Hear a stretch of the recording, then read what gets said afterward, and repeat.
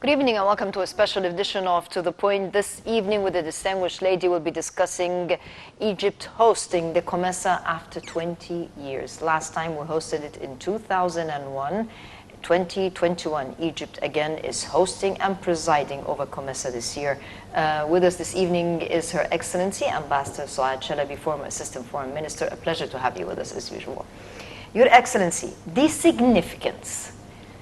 Egypt is presiding over COMESA. We have a very, very ambitious agenda this year. President Abdel Fattah al-Sisi, really, since he came to office, he has been very keen on developing strategic cooperation on various fronts with the African continent.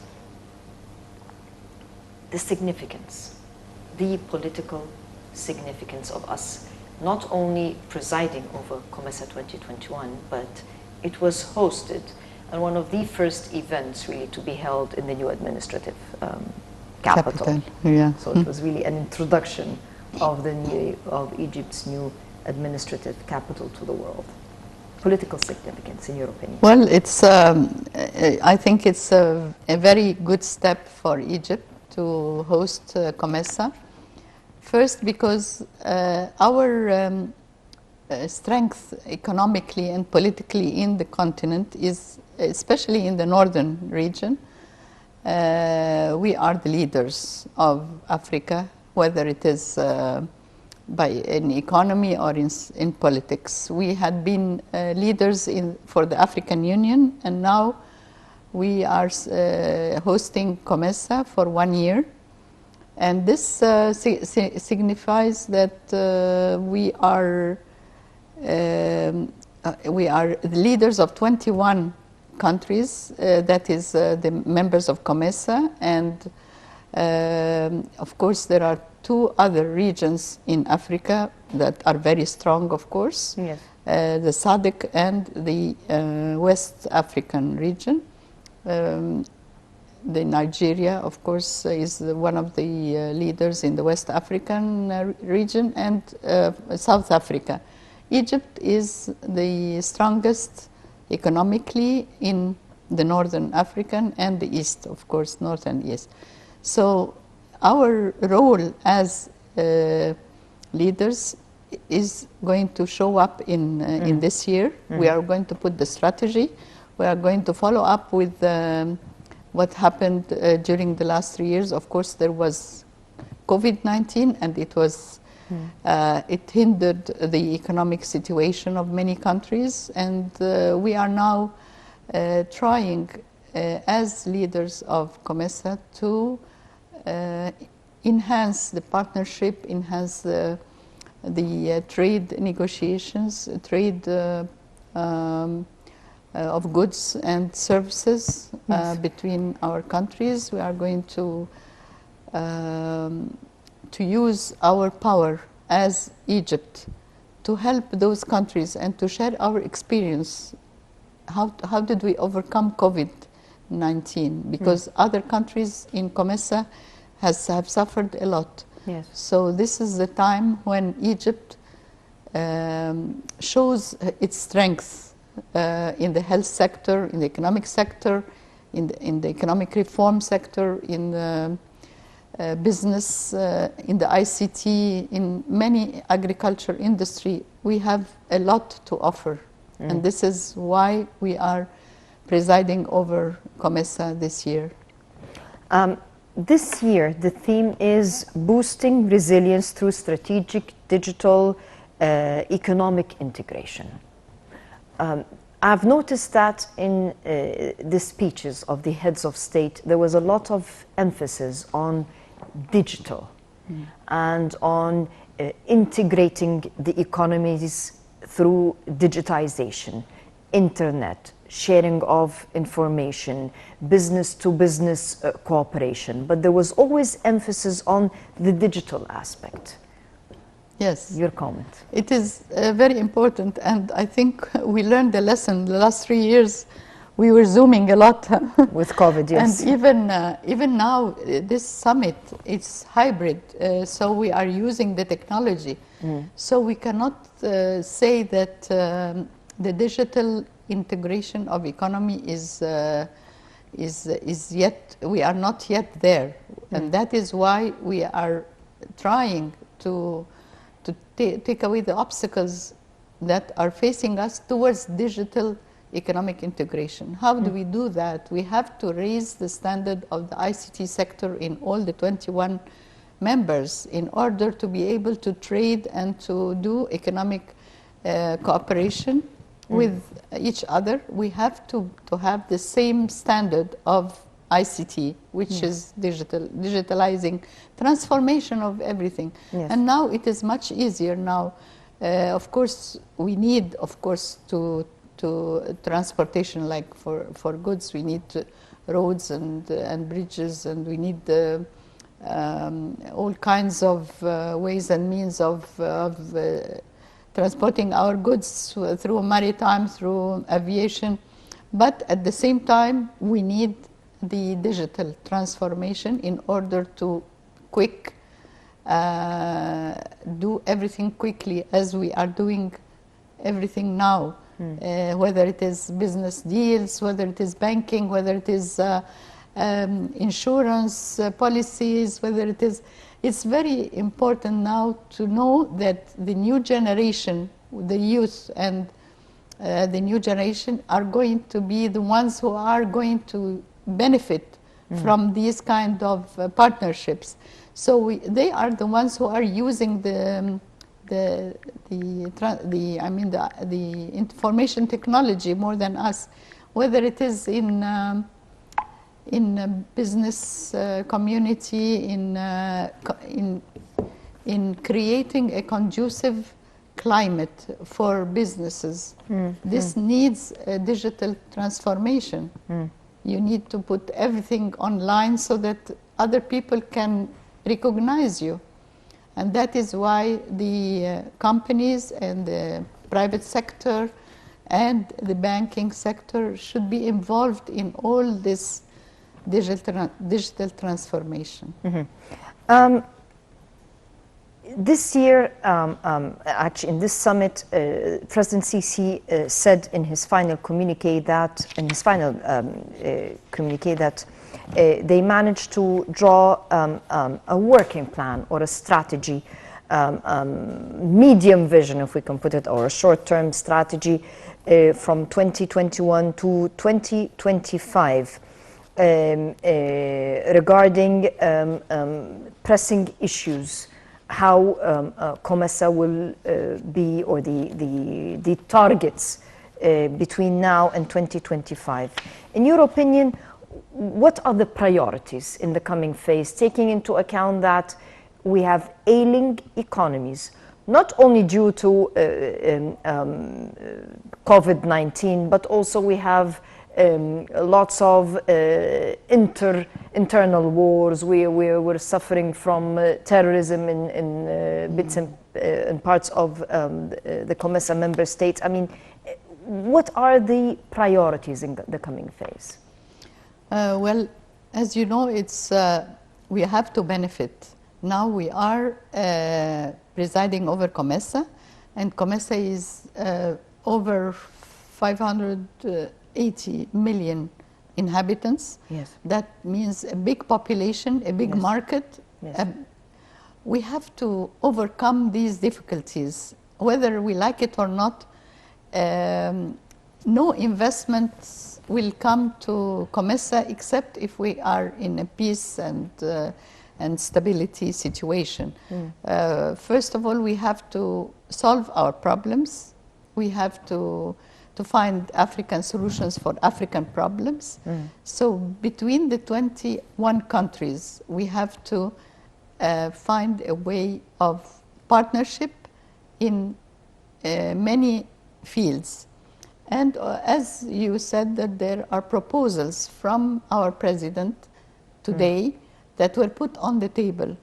And many of these proposals are going to be part of the strategy that is going to the midterm strategy. These proposals are for economic integration, health sector integration between the 21 countries in the field of industry and health. I combine both because now, for instance, we have realized that we need to have industry of vaccines, for instance, in Africa. We have to be specialized in products, medical products, that we don't need to be dependent on the West for vaccines or medical products. That's why we have to support the business sector, Yes. which is directed towards health products and health vaccines, because this is the future. Yes. Also, so we are talking about integration of industrial sector, integration of infrastructure, because we need to do feasibility studies, we need to do roads and bridges, we need to do trains and to link the countries together. We need to do companies that take the products from one country to another. How are we going to trade when the business climate is not available for even the young? We have to increase the number of investors, local and foreign investors, in order to raise the growth rate, to have development in the sectors, different sectors. So we are still needing to put an action plan. Yes, we put the strategy. Yes, we have a vision, but we need to put an action plan, and this is going to happen during this year. Do we have the willpower? Because one of the most important pillars of the success of any action plan is the willpower to consolidate efforts, to put aside differences, to work on resolving conflicts and moving forward. Do you see the willpower to do so? Of course. Now you have all the leaders of the 21 countries, and this is the political will that you have. And if you have the political will of the leaders, then you need what? You need this is for the benefit of the person, I mean the people. The people need to live a better life, and they cannot live a better life without development in all fields, without investment, without trade, without business. So this is for the benefit. And if we have the political will, and if we have the strategy, then it's the action, it's the execution of the action plan. And this is what we need to do. We need to apply all the norms and the rules that we have put on paper in order to, how do we do that? We try to do preferential treatments. We try to do abolish the customs between each other in order to ease the trade, and this is why one of the aspirations is to have free trade between the COMESA states. Yes. Do you think we can achieve that? That is why when we have the political will, we can do this by taking off the boundaries between the countries, between the 21 countries. Our trade and our services should move freely without any obstacles. So we need to do more concessions. We need to do more. We need to do more transparency, and this is what one of the initiatives that we said that was said today is to create a forum or create a system to monitor the transparency of the regulations. Yes. Because each country has to come out with regulations that free the trade between each other.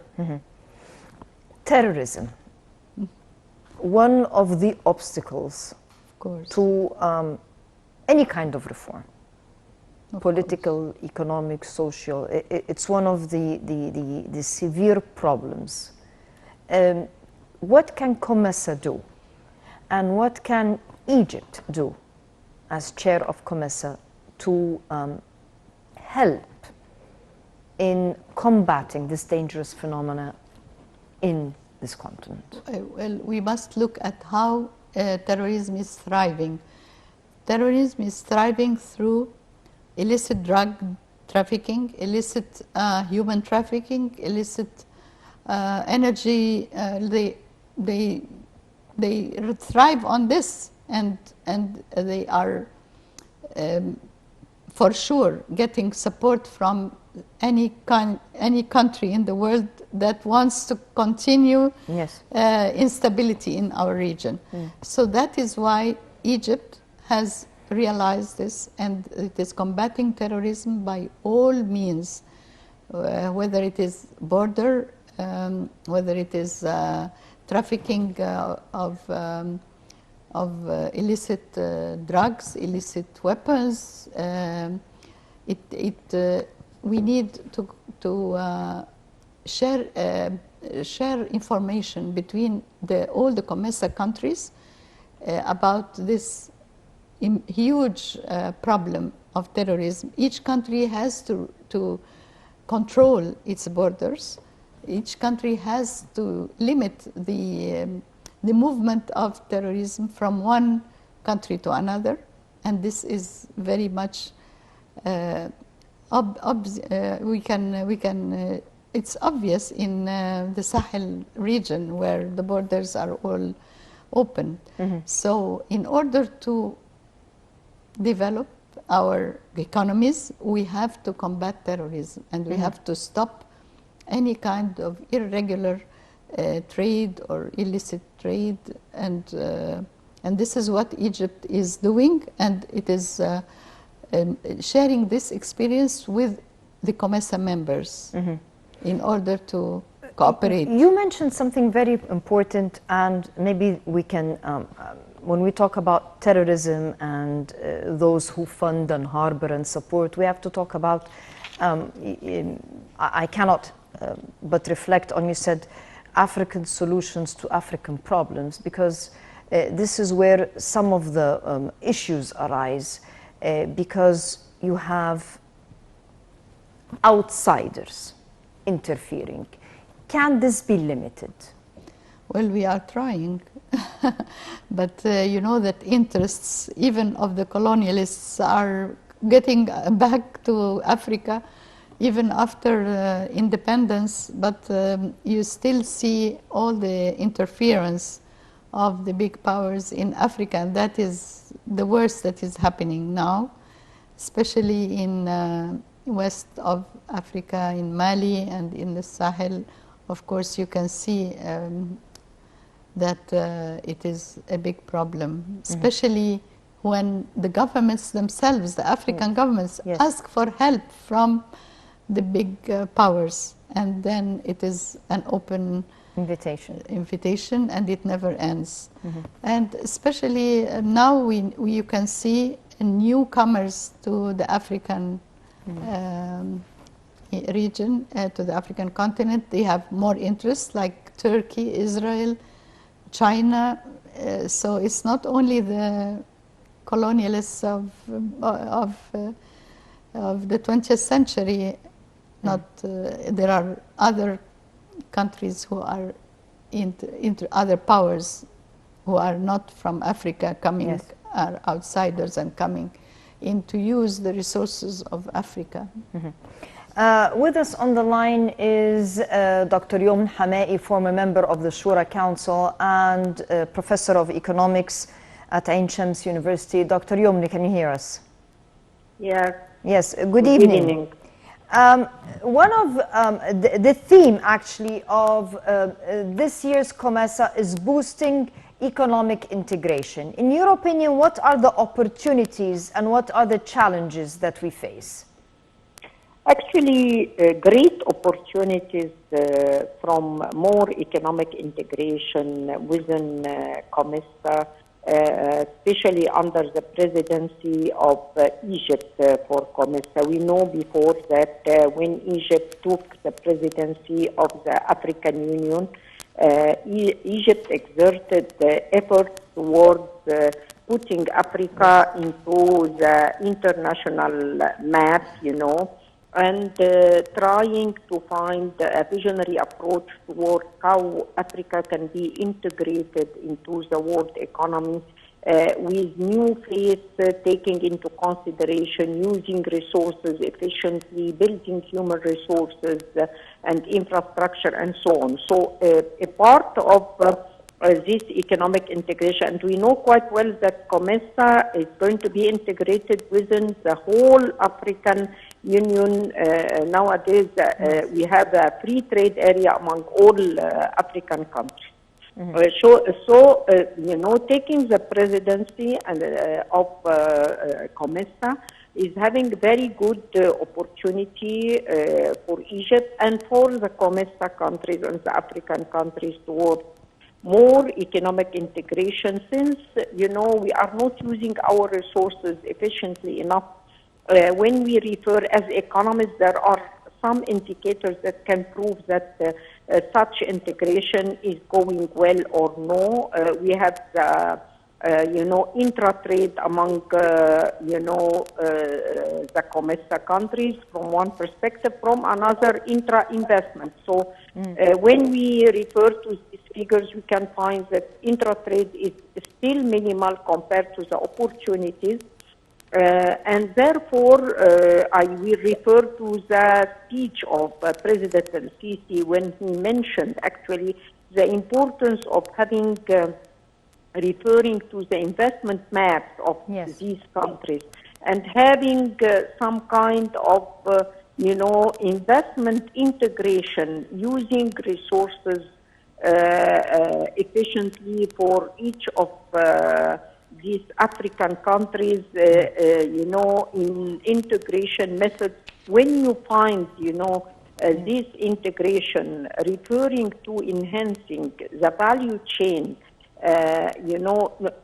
we can find millions of opportunities that can be created. So we have a lot of work to be done. It's not just by mentioning that we need to do so and so, but we have to work on the ground to refer to experts, to refer to applied researchers, because it's not easy. We have a good example by referring to the EU countries and what they have done, to arrive to the situation nowadays. The greatest economic integration nowadays is the EU countries. Yes. So this is can open opportunities for the African countries towards building the continent, towards offering opportunities of jobs. This is quite important, taking into consideration the high rate of unemployment, high rates of poverty, and the poverty of women specifically. You have the phenomena of feminization of poverty. So all these challenges should be confronted. The second part of your question about the challenges confronting such integration, our studies mention some challenges related to that. First, on top of these challenges, transportation, because we don't have good ways of transportation among the African countries, and this is increasing the cost of transportation, which affect significantly the competitiveness of the product. So this is from one perspective. And nowadays, we have several projects to address such a challenge. The second challenge actually is regarding building human resources, and still systems of education are weak, they are not strong enough. We don't have strategies for training and recruitment, and this needs to be done efficiently enough, building human resources, specifically when we talk about digital economies. You know, nowadays with digital economies and electronic trade and cryptocurrencies, all this, and artificial intelligence, with all such challenges, we need, you know, to upgrade our human resources in the right way. So this can be considered as the second important challenge. The third important challenge is regarding the institution, because every economic integration, one of the most important you know, aspects needed for such integration to succeed, the institutional capacity. So this is referring to the bodies responsible for making harmonization among economic policies, among the systems of customs, the system of you know, monetary policy, fiscal policy, and so on. So a lot should be done in order to address such challenges, but the opportunities are huge, and nowadays it's the best time for us as African countries confronting the impact of COVID-19. It is the best opportunity for us to enhance our integration. In his speech, President Sisi called for support of the private sector to contribute to economic integration and to our dream of achieving a free trade area within the COMESA member states. Can the private sector play a significant role at this juncture? Actually, the private sector should play the, you know, the pivotal role towards such integration. And this is actually the main goal for integration, is to enhance investment and trade. Without investment, you cannot find trade, because, you know, when you enhance investment and opportunities of investment, taking into consideration the value chain, this will, you know, trigger, you know, trade. And the private sector, the importance of private sector, that the private sector is going to be responsible for more recruitment of labor and addressing unemployment. And when we take the private sector by mega projects and then middle companies, small companies, and even micro companies, you know, this, if you can have the right integration among all types of private sector, I believe this could have a very good impact on recruitment and enhancing opportunities of job for the majority of population on different, you know, levels of education and even income levels.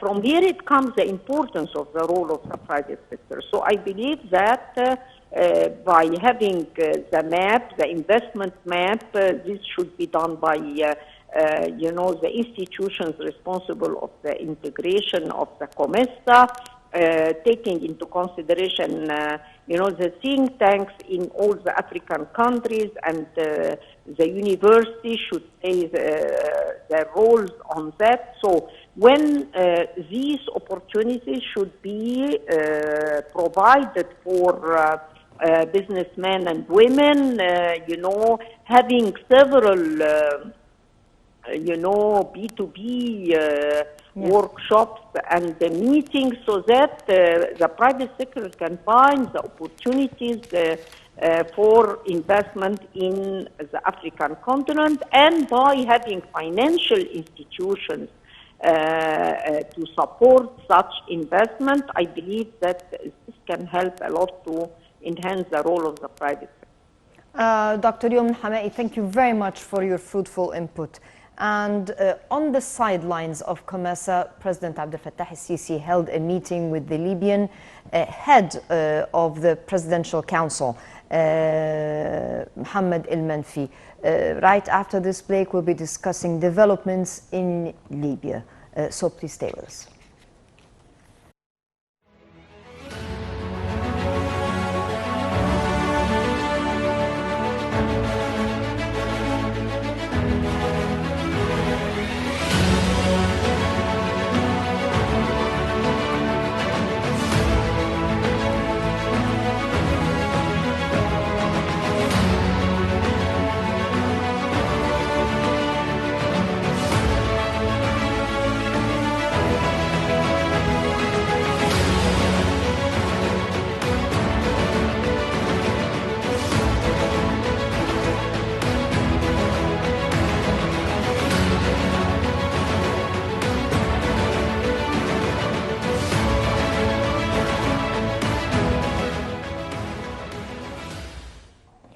Welcome back.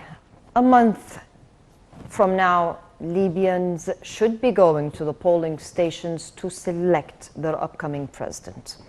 Worth noting, earlier today, the UN Special Envoy to Libya resigned from his position, which he occupied less than a year. No official statement has been made as to why the envoy resigned his post or who will actually be replacing him. The head of the Presidential Council, the Libyan Presidential Council, met President Abdel Fattah el-Sisi on the sidelines of COMESA. Your Excellency, Libya, one of the critical issues, and after the Paris Agreement and a number of meetings that were held even here in Cairo to resolve the crisis in Libya and years of civil war, if we can put it that way, there is concern about what will happen a month today. Will the Libyan elections be held?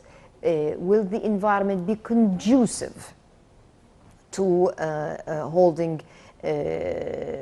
elections?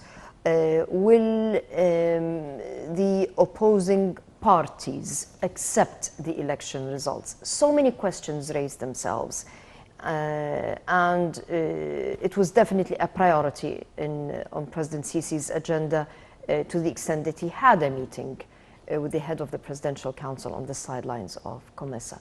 How do you see this file? Well, it's of course it's a catastrophic situation, because the Libyan people want to live a normal life. They have been suffering all these years, and they were looking up to this election, that it will settle down and it will provide stability to the country. And that is why I'm worried about the situation now, since the UN envoy have left, and before that also the previous UN envoy left, and it is a very difficult situation without monitoring of United Nations. It is not going to lead to a happy ending. And as you know, there are lots of interference from international powers. Yes. And that is the worst that is happening, because first of all, there had been conditions before the election that all the international mercenaries should leave the country before any step. And this is not happening. We are seeing the same situation happening with this Turkey said it will not leave before the election. So that is what I'm telling you, that this election is really going to nowhere, and I'm worried. I'm very skeptical that everything is going to take place, because, as you know, Egypt is one of the most important countries for our national security. Yes. Is Libya. We are Yes. sharing a huge border, our western borders with Libya, and we want Libya to be stable. We want the Libyan people to live secure and stable. But unfortunately, the struggle for power. Everybody wants to become president of Libya, and I'm very surprised that so many candidates are there. You know, like I never thought that Gaddafi's son will run for presidency. It's really, really shocking that we are going to repeat history again. We need new blood. We need new life. We need the youth to come out and say their word. We need Libyans to have a normal life and to enjoy the resources. They are one of the richest Arab countries, and they are the poorest living conditions. The the political situation is lousy. So I'm really, really worried, and I must say I'm pessimistic. Can COMESA push forth, because this is in all our backyards, this problem, what we were talking about earlier, that in order to have a solid, sustainable economic integration, you also have to resolve your conflicts. You have to resolve border issues. When you want to talk about free trade area, you have to have the environment for the trade. Of course. And it cannot be done amid wars, civil or otherwise. Can the COMESA step in, the COMESA members step in to at least ensure that the Libyan people are, their sovereignty is respected and they can actually make their choice in who sits in the presidential seat coming this December? This is a dream that will never come true, because COMESA is it's an economic integration. It's an organization. But it has leadership from all over the world. I was for 4 years a member of the Committee of the Elders, and we used to deal with peace and security issues. But listen, it is much bigger than COMESA. It's much bigger than the neighboring countries. It's much bigger than Africa, I must tell you. It's the interference of political powers from the international political powers. Let's say, we say the West, we say it includes everybody. It includes Turkey, it includes China, it includes the United States. Everybody wants to take a piece of the cake. Yes. So they want to share it. They don't want to leave the Libyans to rule themselves. And that is why the interference is terrible. And that is why I'm telling you that it's much bigger than COMESA. I wish that COMESA could do something. But if the AU was not able to do you remember during Gaddafi, you know that Egypt became member of COMESA, because actually COMESA is for East and Southern African countries. Yes. Egypt is not East and is not Southern. Yes. But we became members. Why?